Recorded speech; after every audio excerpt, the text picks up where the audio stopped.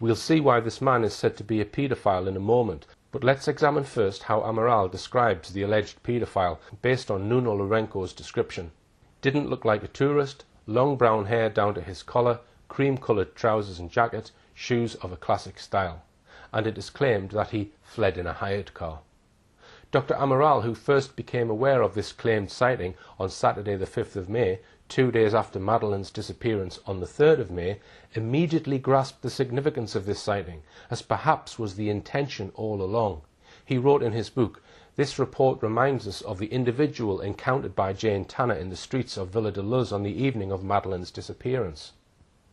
Let's now examine in depth the statement of Nuno Lourenco and tell his story about a man he suggested was a paedophile who allegedly was taking photographs of young children on a beach and later tried to kidnap his daughter.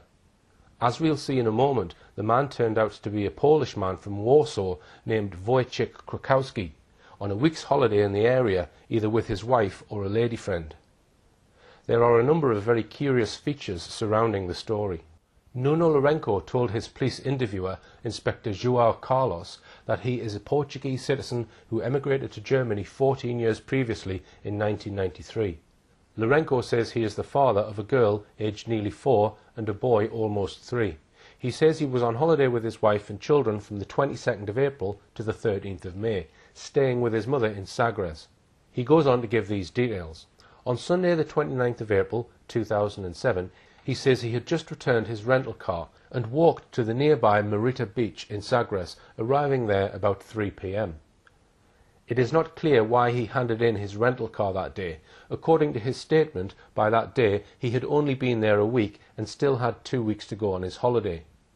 They, his wife and 2 children, all went to the play area, he says. He continues that between 4 p.m. and 5 p.m. he noticed a man holding a small silver-coloured camera who was sneakily taking pictures of children on the beach by covertly clicking a camera held near his waist. Lourenco even tells us that he was close enough to hear the clicking of his camera. The man then, says Lourenco, went on to take 3 or 4 pictures of Lourenco's children. Lourenco then saw him take pictures of 2 more boys, aged about 9 and 5, who were close by and playing with a ball, who were from another Sagres family he already knew. In the English translation of Nuno Lourenco's statement, it states that he had begun staring at this man with a camera indignantly and aggressively, but apparently did not actually confront him. Lourenco adds that before the man left the area, he sneakily took more pictures of all 4 children and of other children, this time with a camera held to his eye. Furthermore, says Lourenco, he also got on his knees in the sand to take additional photos.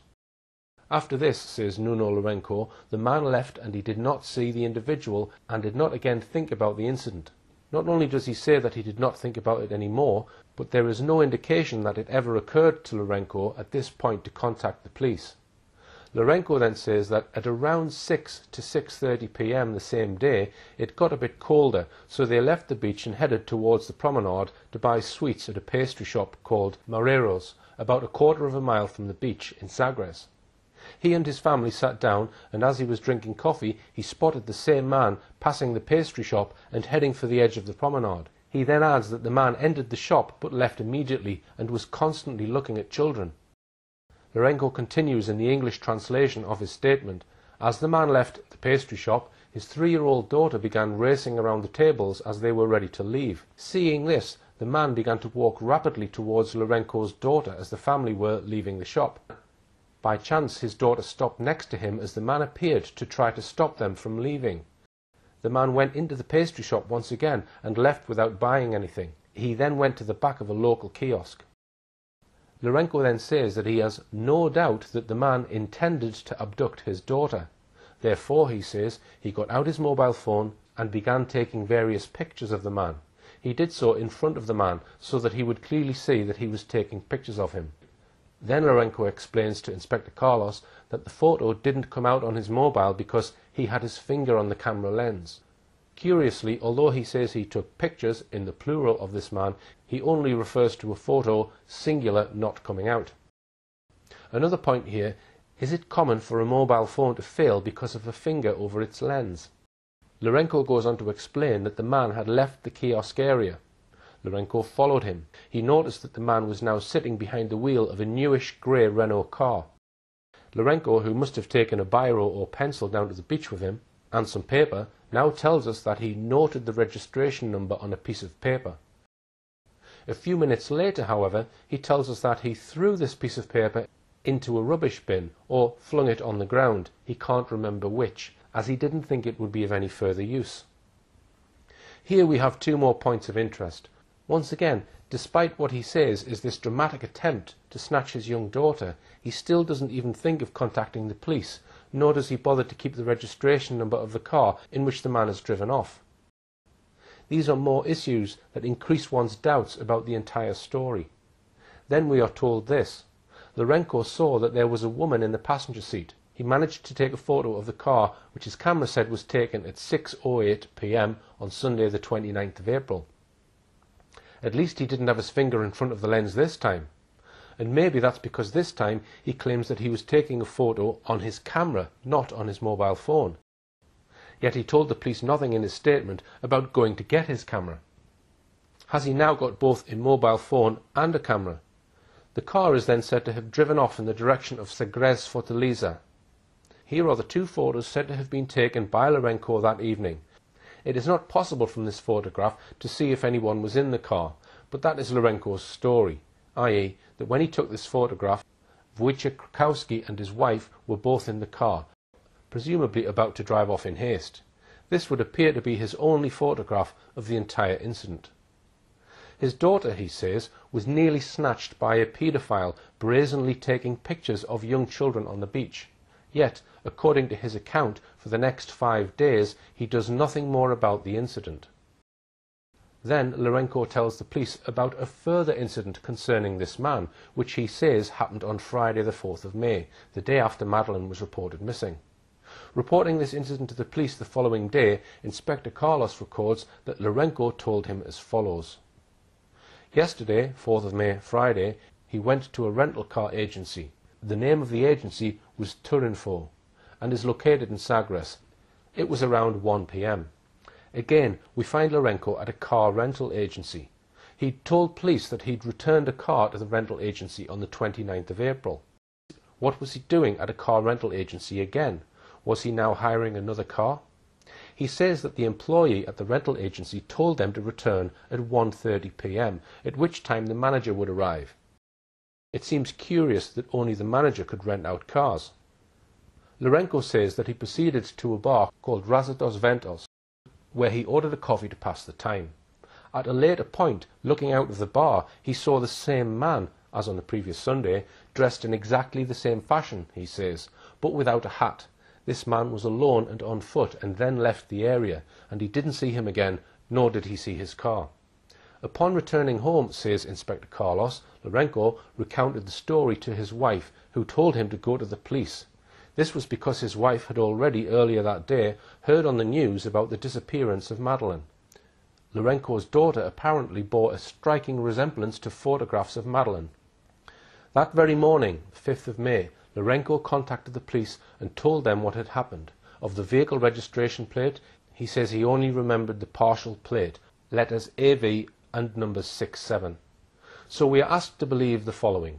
1. That it had not occurred to Lourenco to contact the police before the 4th of May. 2. That as he went to the car rental agency, he happened to see the same man again, this time in a different location. And 3. That only after his wife mentioned Madeleine McCann did he and his wife even think of contacting the police. Even then he delayed visiting the police until the following day, the 5th of May. The full description of the man Lourenco now gives to Inspector Carlos is as follows. Masculine, Caucasian, with Latin colouring, curly dark brown hair that ran down his neck and in a ponytail, between 35 to 40 years of age, of medium complexion and around 170 to 175 centimeters in height. He did not have any distinguishing marks or signs and did not wear rings or other jewellery. He wore a cream-coloured beach hat. He also wore dark glasses. He wore cloth trousers and a coat/jacket of the same material, which was cream-coloured and was almost the same colour to the hat he had worn previously. His shoes, he thinks, were dark brown and of the type that need to be shined or polished, i.e. leather. There are obvious similarities between the two descriptions of a man that we've looked at so far, Jane Tanner's Tanner Man, and now Nuno Lourenço's Sagres Man. Tanner Man was dark-skinned, while Sagres Man had Latin colouring, medium complexion. Tanner Man and Sagres Man both described as 35 to 40. Height, Tanner Man 1.7 metres, Sagres Man around 170 to 175 centimetres. Hair, Tanner Man very dark, thick, longer at the back. Sagres Man curly dark brown hair that ran down the back of his neck and in a ponytail.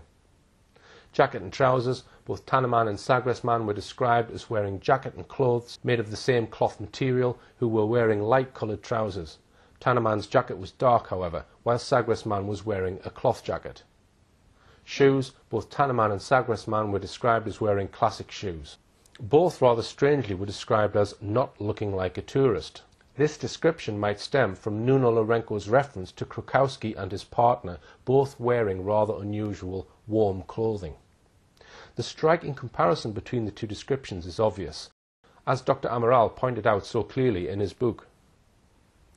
The stranger, Sagres Man, did not look like a tourist, brown hair down to his collar, wearing cream-coloured trousers and jacket and shoes of a classic style.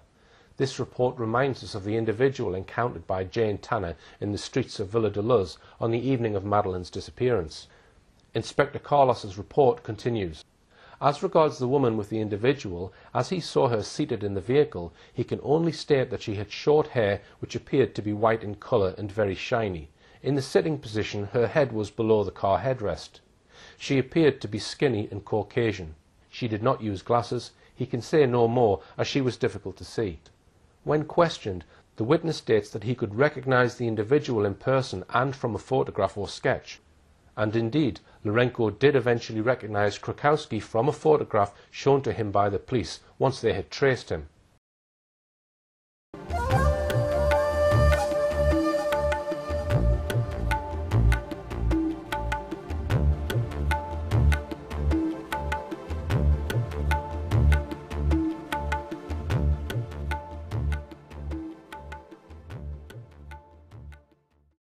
Let's just go back for a moment to the account in Dr. Amaral's book, published in July 2008. Thanks to the father's composure, he managed to take a photograph of the vehicle. It's not very clear and does not allow us to make out the number plate, but we succeed nonetheless in finding the car. The car hire firm provides us with the identity of the driver. He is a 40-year-old Polish man who was travelling with his wife. They arrived in Portugal on April the 28th from Berlin at Faro Airport. They hired a car and stayed in an apartment in Budens, near Praia de Luz. Unfortunately, on May the 5th at 7 a.m, they had already left, taking with them their camera and all the photographs from their holiday. We asked the German police through Interpol to monitor them as soon as they arrive in Berlin. All the passengers are questioned, but no one has seen a child looking like Madeleine. In Berlin, the couple take the train to return to Poland. Thus, the Polish trail comes to an end. We would like to have seen their photos, but that proved impossible. It's clear from this, then, that the Portuguese police rapidly set about finding the mystery photographer on Moreta Beach in Sagres, who turned out to be the 40-year-old Polish Wojciech Krukowski. Let's take a brief look into the Portuguese police files, what else they managed to establish about Krukowski. The Renault Clio vehicle, registration number 15AV67, was traced to the headquarters of a car rental company, Luz Car Rent-A-Car. The car was rented at Faro Airport on Saturday the 28th of April to Wojciech Krukowski. The hire contract, drawn up by Nelson Martins, an employee of the agency, was found. Krukowski and his wife were staying at number 2C in an accommodation block called Edificio Solomar in Ficticia, which appears to be the name of the road in Burgau. The Solomar block was managed by a company called ATB, situated at Main Street, Moreta's building, Burgau, in the municipality of Villa de Bispo. The police contacted its director, Nuno Felisberto. The apartment actually belonged to Peter and Margaret O, who live in Windsor Grove, Cardiff, Wales. The apartment had not been relet or cleaned after the couple's departure. The key was given to the police in case they wanted to check it, which they did. He had arranged this accommodation via the internet. His reservation email was found. He paid for the accommodation with his credit card. The files tell that Krukowski's vehicle was returned to the hire company on the 5th of May 2007 at Faro Airport and had already been washed and hired out again to one Claire E at Parque de Floresta in Budens, Vila do Bispo.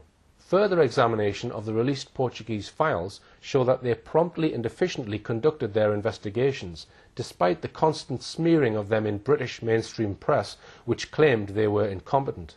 The further information that the police gleaned from their inquiries included the following.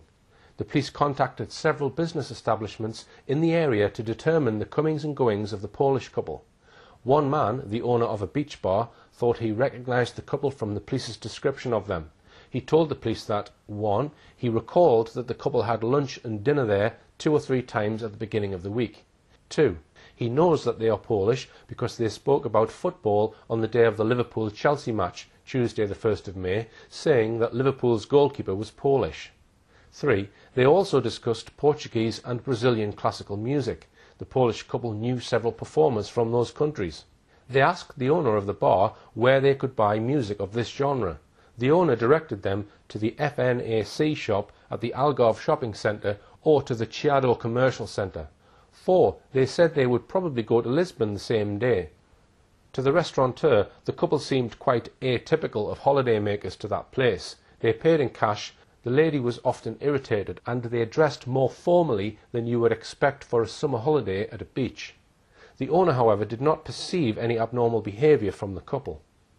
The police were able to establish that the couple did indeed visit FNAC at the Chiado Commercial Centre on the 2nd of May 2007, where they bought 2 comedy musical CDs, paid for with a credit card, the same one used to pay the Luz Car Rent-A-Car company for the hire of the vehicle, registration 15AV67. The police seized the CCTV and extracted a still photograph of the Polish couple in the shop. Finally, the Portuguese police contacted Interpol in Germany and Poland. This is the information they received. From Interpol Germany, information was sent to Warsaw for them to trace and interview the Polish couple. Air Berlin said that Poles used the connection route via Berlin because there were no direct flights to and from Portugal/Faro. There were no suspicious reservations pertaining to children. Passengers in seats around the Krukowskis were shown pictures of Madeleine. All said that the couple was not accompanied by any child. From Interpol Warsaw, at 7:10 a.m. on Sunday the 6th of May, the Polish police interviewed the couple in their home apartment, which was searched. Madeleine was not found. They had left Berlin by train at 9:22 p.m. on the 5th of May and arrived back in their home at 6:45 a.m. It appears that the police did not check the couple's cameras.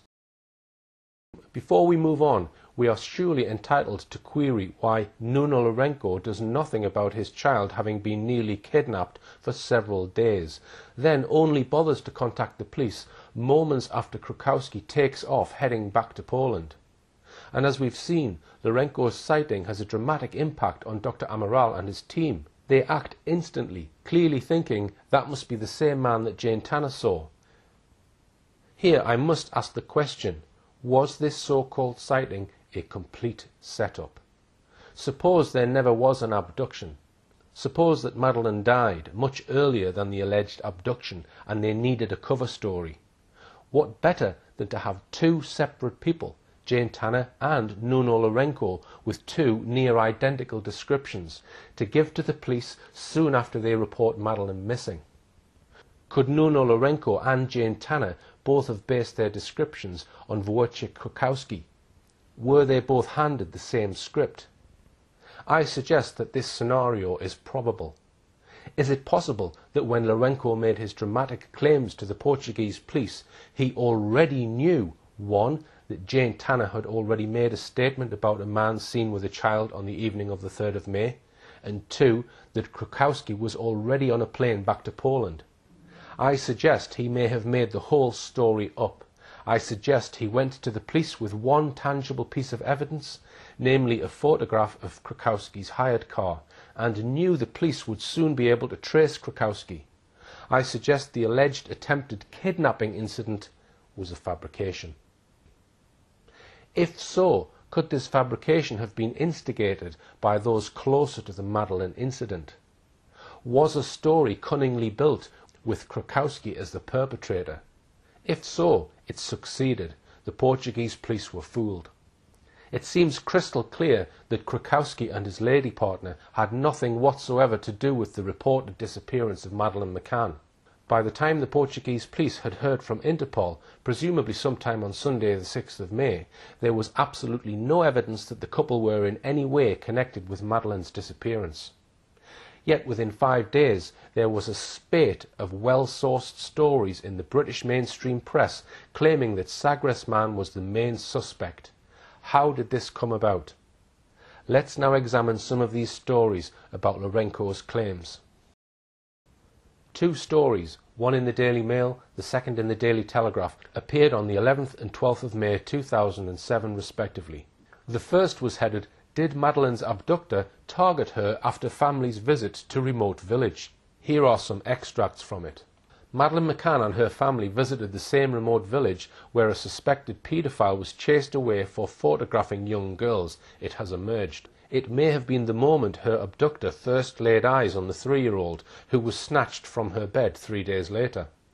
The McCann's day trip to pretty Sagres, 16 miles along the coast from Praia de Luz, coincided with reports of a balding man with a blonde woman taking sneaky pictures of youngsters.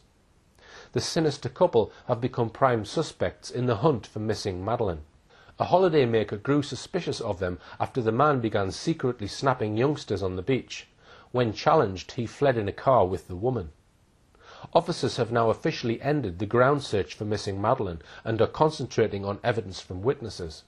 The McCanns are believed to have visited Sagres, which is on the country's southwest tip and effectively the Land's End of mainland Europe, on Monday, April the 30th. A shopkeeper in the town said she remembered them well. She said, "On the road into the town, Kate was holding Madeleine's hand. On the other side of the road was Jerry with a baby buggy. I remember thinking it odd to see him with a baby buggy because I thought the little girl was too old to need one." She said it was the same day as the stranger taking photographs, although other witnesses said that happened 2 days later. Either way, it seems possible that Madeleine's abductor was watching the beach at Sagres for some time. Holidaymaker Nuno Lourenco, who is from Sagres but now lives in Germany, was sitting at a cafe with his German wife and their 2 children when he noticed a man taking pictures of his 4-year-old blonde daughter and other children. He became so concerned at his behaviour that he took his own picture of the man, who was balding with long hair at the back, on his mobile phone. The picture is believed to have inspired Portuguese detectives to produce their infamous egg with hair photo fit of a suspect with a blank face and side-parted hair. It was also reported the police have identified 2 people caught on CCTV at a local petrol station as being a couple renting a holiday apartment in the chocolate box village of Burgau, 4 miles along the coast. A blonde woman with shoulder-length hair and a man with middle-parted hair, both about 40, ate breakfast on their terrace of the Solomar apartments, according to the Portuguese press. However, the apartment block in question was deserted and neighbours said they knew nothing about it. Let's pause there a moment and consider these elements of the story. The couple caught on CCTV at a local petrol station referred to in the article is, by the way, also Krakowski and his female.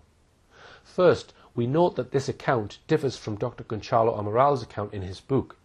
He writes that the photographer tried to kidnap his daughter.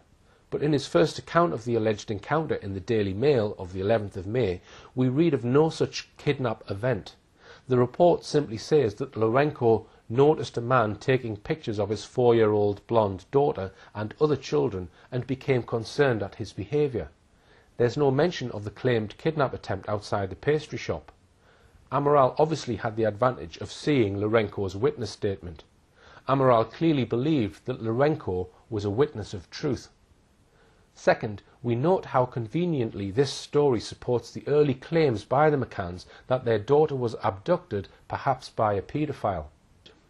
This event, the McCanns' alleged visit to Sagres, which supposedly happened on the 30th of April, was described by the Daily Mail as possibly the moment her abductor first laid eyes on the 3-year-old who was snatched from her bed 3 days later. It was just so easy for the media and hence the public to make the connection. A man tries, so it is said, to snatch a 3-year-old blonde girl from the beach days before Madeleine is reported missing. Then the McCanns allegedly visit the same remote village of Sagres. It is claimed, in effect, that this photographer tried to snatch a 3-year-old girl on Sunday, then saw Madeleine and her parents in the village on Monday, and then 3 days later abducted her. It sounds far-fetched, but that is the narrative the Daily Mail readers were invited to follow. Third point, did the McCanns actually visit Sagres on the Monday, as claimed in this article? We have the witness of the shopkeeper, who, according to Dr. Amaral, remembered the McCanns well. She said, "On the road into the town, Kate was holding Madeleine's hand. On the other side of the road was Jerry with a baby buggy. I remember thinking it odd to see him with a baby buggy because I thought the little girl was too old to need one." She said it was the same day as the stranger taking photographs, although other witnesses said that happened 2 days later. If the McCanns really were in Sagres on Monday the 30th of April, one key question is, how did they get there? They told police that they did not have access to a car that week, yet Sagres is 15 or 16 miles from the village of Praia de Luz.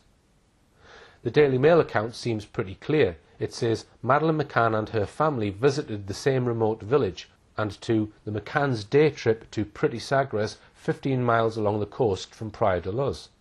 But when we read Dr. Kate McCann's account of that day, Monday the 30th of April, there is no reference whatsoever to this day trip to Sagres.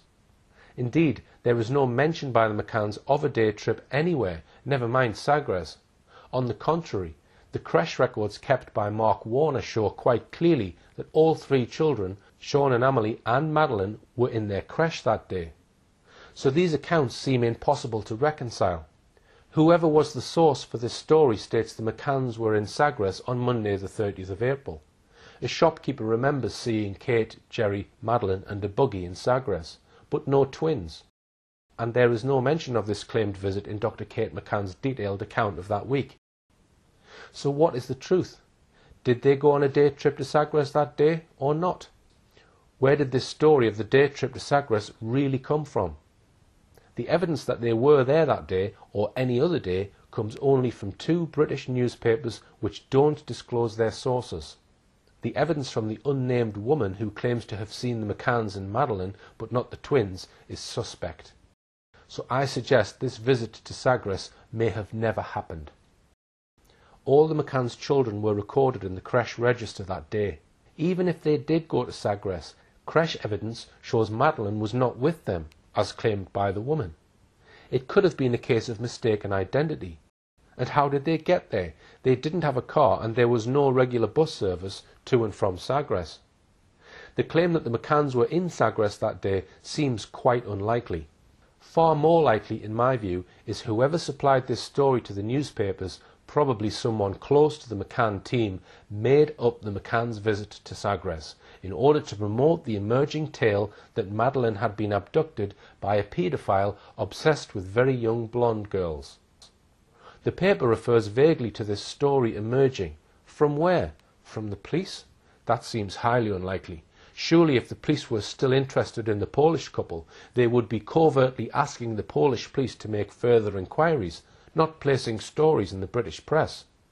And what about the Daily Mail's reference to the sinister couple, the Krakowskis? The Mail story was on the 11th of May, yet by the 6th of May, 5 days earlier, the Portuguese police, the German police, the Polish police and Interpol had all been involved and eliminated the Krakowskis.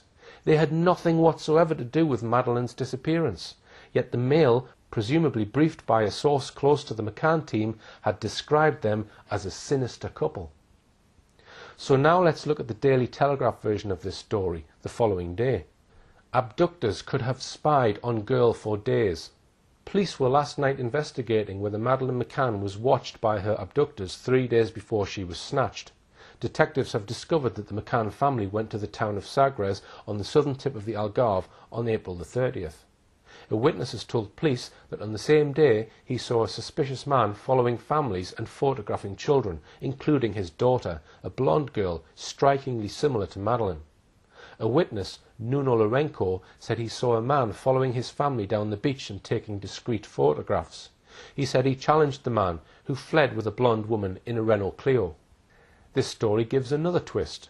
This time Lourenco, or the Telegraph, is suggesting that he and the McCanns were both in Sagres on Monday the 30th of April, whereas in his statement he says that he and his family were in Sagres the previous day, Sunday the 29th.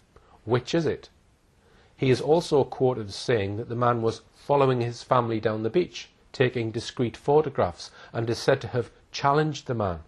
In his statement, however, he doesn't say that he was followed down the beach, nor did he challenge the man while they were at the beach. He says he only did so at a shop 2 hours later. The Telegraph article also proclaimed detectives have discovered that the McCann family went to the town of Sagres. As we have just seen, that claim is suspect. It seems there was precious little truth in either of these articles. So let's now conclude our look at the alleged sighting of Sagres man by examining a few more aspects of the story. We'll go back to Dr. Amaral's account of Sagres man, that is, Wojciech Krakowski. He writes in chapter 3, "We circulate a photo which we obtained thanks to a surveillance camera in a Lisbon shopping mall, amongst holidaymakers, clients and employees of Praia de Luz restaurants. Fruitlessly, nobody saw them. On the other hand, employees of the restaurant they usually went to in the Burgau Budens area remember them. The woman was usually in a bad mood, and both wore clothes totally inappropriate to the place and the time of year.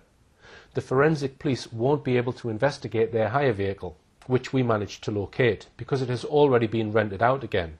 All that's left to us is to find the bin in which the cleaning team dumped the rubbish left in the vehicle. Analysis of the rubbish reveals nothing.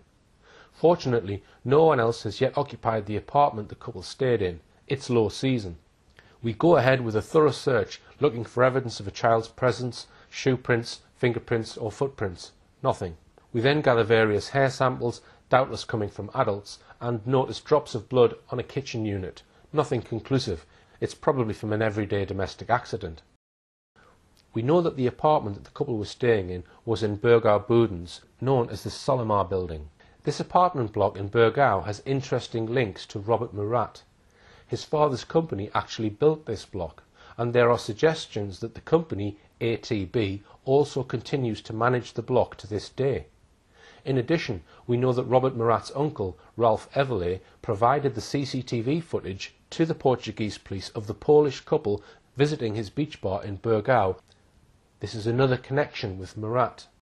It was also at the home of Ralph Everley and his wife Sally that on the 13th of November 2007 a meeting took place between Robert Murat team, Murat, his mother, his Aunt Sally and Uncle Ralph Everley, and Murat's high-profile lawyer Francisco Pagaret, with the McCann team, the head of their private investigations, Cheshire businessman Brian Kennedy, the McCann's coordinating lawyer and Freemason Edward Smethurst. There is an interesting report in the Portuguese police files concerning DNA found at the Solomar apartment block where Krakowski was staying. Here are two extracts from this report. The first concerns Robert Murat. The haplotype identified by the letters MEM*, present in 49 samples, 35 in the Residencia Liliana, 13 in the vehicle Volkswagen, and 1 in the bathroom of the apartment in Burgau, and identical to that of Robert Murat, meaning those samples were from that person or individuals of the same maternal bloodline.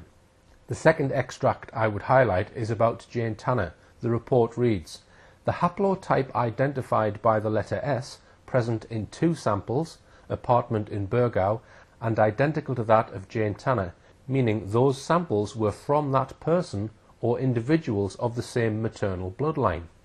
So, what is this suggesting?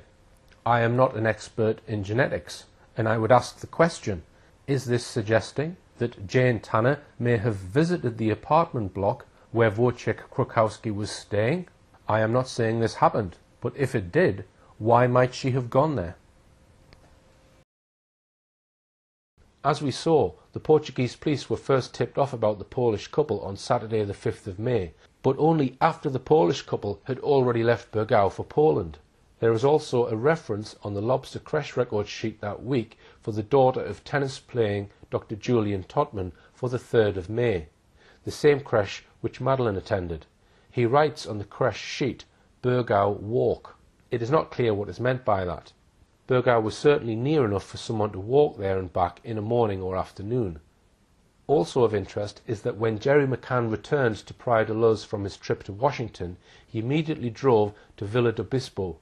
Vila do Bispo is a small town about 14 miles west of Lagos and the centre of the municipality, which includes towns such as Sagres, Budens, Burgau and Moreta Beach.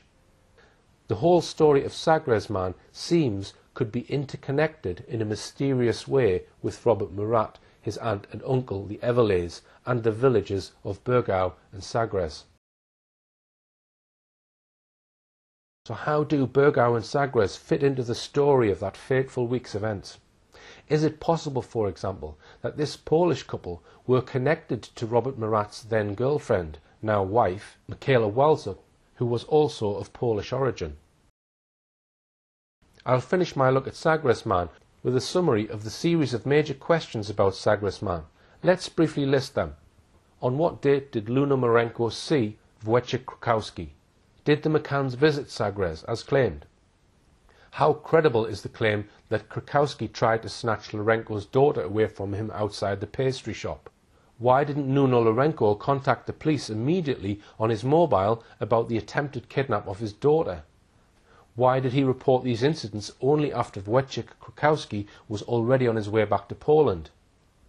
There is a complete lack of corroboration for this story. Where are the witness statements from anyone else on the beach who saw the man with the camera, especially the parents of the two boys, or the witness statements from the people who saw the attempted kidnap, the staff of the shop, the customers, others passing by who would have seen the man run off? I'm not aware that any exist. What about Lourenco's description of the man's actions at the pastry shop? Going through his statement, Lourenco says the man comes in, goes out straight away, then comes back in again. As far as the claim of a kidnap attempt is concerned, there is no mention of him grabbing his daughter's arm or even trying to. The word he uses to refer to this in the English translation of them were, as the man appeared to try to stop them from leaving. That is a vague description. How exactly did he appear to try to stop them from leaving? Lourenco doesn't say. There is also the matter of the third alleged encounter with this man on Friday the 4th of May. Lourenco says he went to a car rental agency, Turinfo, in Sagres. It is not stated why he went, though presumably it was about renting a car. According to his witness statement, he was visiting his mother in Sagres, arriving on the 22nd of April and leaving on the 13th of May. It is not immediately obvious why, 12 days after arriving in Portugal, he suddenly visits a car rental agency with just 9 days of his holiday left, having already hired a car earlier in the holiday. He certainly doesn't tell us why in his statement. He says he sees the same man in Sagres. This is odd. We have established that the Polish couple were staying in the Solomar apartments in Burgau, which is some distance away from Sagres.